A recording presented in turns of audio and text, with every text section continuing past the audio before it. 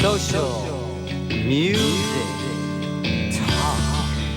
Let's talk about some of the high points of the 90s when we worked together, because that's kind Yeah. of the heyday that a lot of people remember when it had its highest numbers. You know, Oh, yeah. 1995 was the peak year for the alternative format. From my research Yeah. of looking at all the numbers, and that it was also the biggest year for sales of albums in that format.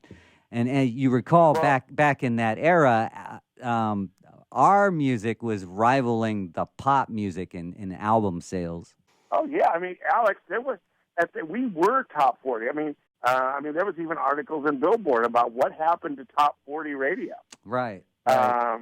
We basically were top 40 radio. You had Well, we were in a stations way, get, but we were also rock radio too, because the rock stations were yeah, faltering too. They were fading, and we were yeah. playing the newer rock, and they were stuck on more of the classic sounds and the hair bands that were dying out. Well, yeah, we talked about that in the last interview. Hmm.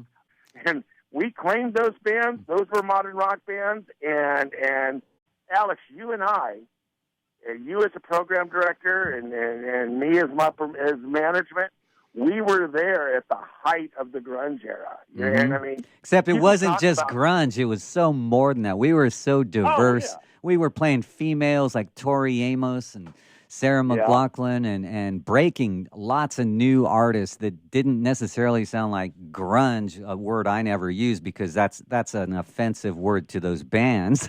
That's a right, media term made up to describe their music, except that their music was diverse. Like Alice in Chains yeah, did not sound like Pearl Jam, which did not, and the hits these groups put out were ballads. They were like pop yeah, ballads. Like No Excuses by Alice in Chains is not a grunge song. Neither is Better Man by Pearl Jam. So a lot of stereotypes, got talked about, but Quad was so much more than that. It was more than the Seattle sound. oh It was the God, British sounds. It was, the the Sacramento Manchester sounds. scene, Yeah, yeah. we played Gravity Kills, Nine Inch Nails. We played a lot of different stuff, and Enya. Yeah, I remember playing that. I got to say this one story. Well, two things. One, CNN has been doing all those documentaries like on the 70s and the 80s and the 90s and music, and they were talking about the finger quotes in the air, the grunge era. And I remember being at Quad when Kurt Cobain died, Hmm.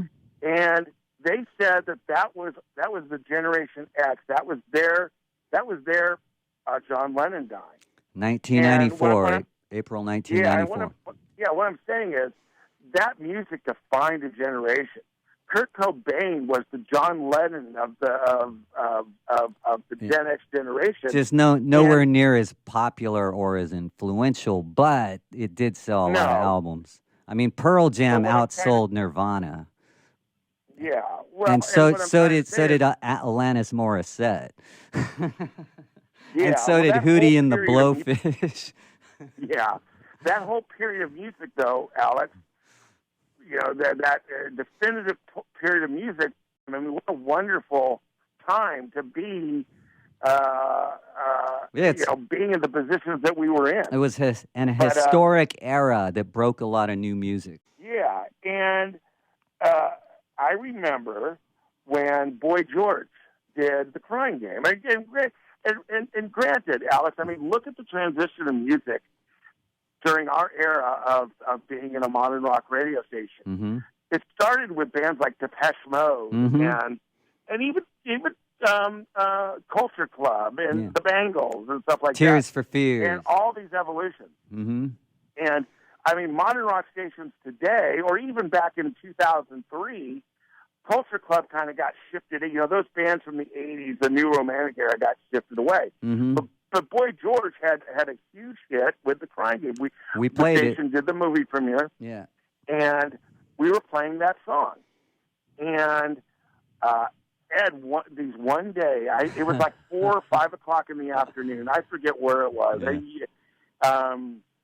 And you weren't in your office. If you recall, Ed's office was at the end of the hall, Sean and Jeff's office, then the traffic department, then my office, then your office. Hmm.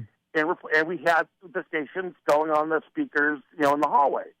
And we're playing the crying game. And if you recall, do you remember when Ed would come into the station, walk really loud, and then shut his door? Right. Well, I heard a reverse of that, where I heard his door swing open, and he's storming down the hall into your office. And you weren't there. And so he comes into my office, and he goes, "Where's Alex?" And I go, "Isn't he in? He's not in his office?" And Ed goes, "Duh." And I'm like, "What do you mean?" And he goes, "No, he's not in his office. I'm talking to you." And I'm like, "Well, what do you want? What do you want, Ed?" And he goes, "What's this?" I'm like, "What's what?" "This." I'm like, "What are you talking about? What's going through the speakers?" And I'm like, "Yeah, what about it?" He goes, "What is that?" And I go, I think it's the Crying Game by Boy George. And he goes, "Duh." And he goes, "What is a cross-dressing and doing on my radio station?" And again, he used his famous speech was, "Last time I checked, I owned the place, doing on my radio station." I said, "Well, Ed, it's a hit." I go, it was whatever. Top 10. It was, and I said, at the time, it was because I said to Ed, I go, "Ed, do you know what the number 5 song in modern rock is this week?" And he goes, "Am I on trial here?" And I go, it's always the song, evasive, wrong response. I mean, he would always not be in sync with where his mind should have been, which was with the audience. And I think he was, and then he just stormed off. And well, he never talked with me about that song. He might have been, I forget, but there were other songs like "Detachable Penis." That was King Missile. I remember King Missile, that. King Missile. Yeah, he told me to yank that off the air. And I still kept it on for a while, but he did not like that record, and he thought that we were nuts for playing that. And it was one of our most requested records at the time. Yeah, I mean, it was a novelty song, and I remember, novelty songs, they have their shelf life. It wasn't like we were going to play, I mean, he didn't like Three Little Pigs either by Green Jello. I know there was certain bands where he would come into my office and he goes, "I don't get it." And I'm like, "Well, it's not for you to get or whatever. We owe it to our audience to be playing the top modern rock. We are a modern rock radio station. We should be playing the modern rock." Alex, there were songs that you probably didn't like, but they were huge modern rock hits as a program director. You thought you had to play them. Right. I mean, but normally I would get to like it if the audience liked it. But I wasn't against playing things I didn't like, especially if they did well on the chart. But I also didn't want to be controlled by the chart because those stations end up being phony. Right. Yeah. They have no soul. And we had to have some kind of thing that made us unique. And to me, that was creating a huge flavor category that had stuff like your favorite song or my favorite songs, by the British bands, Brit pop bands and that stuff. Maybe they didn't test well in other people's research, but they were good songs to mix in that sounded good between the big hits, Yeah. Well, I loved it. Like in the Christmas time, during Christmas, you would play when the Cocteau Twins did Frosty the Snowman. Oh, yeah. I mean, we're probably Live 105 probably would have played it, but I mean, that made us unique. That made us very unique. Yeah, the Cocteau Twins were, I loved it. I'm a huge Cocteau Twins fan, but they have a very eclectic audience, and I was very proud to work for a radio station that played a band like the Cocteau Twins, but played such an obscure song by them as their remake of Frosty the Snowman. I mean, it was. And we played some other of their regular, non-Christmas songs too. Oh yeah. With Evangeline, I mean, I'm going to see Dead Can Dance in March. Oh, cool! I loved them so much. Ubiquitous Mr. Lovegrove. What an awesome trippy. Ubiquitous Mr. Lovegrove. Yeah, and I threw in the song "Tell Me About the Forest." And that was heavily requested, and no one else ever played that. That was just a deep cut. Yeah, that was a great song. We played American Dreaming as well. Yeah, that one's an awesome song. That was a great song. And to me, that was the Doors of our format. Could be. And let me tell you something. The Dead Can Dance. Some of it sounds Middle Eastern. Mm-hmm. I've seen Dead Can Dance in concert, and let me tell you something, Alex. I don't care if it's Bauhaus, Susie and the Banshees.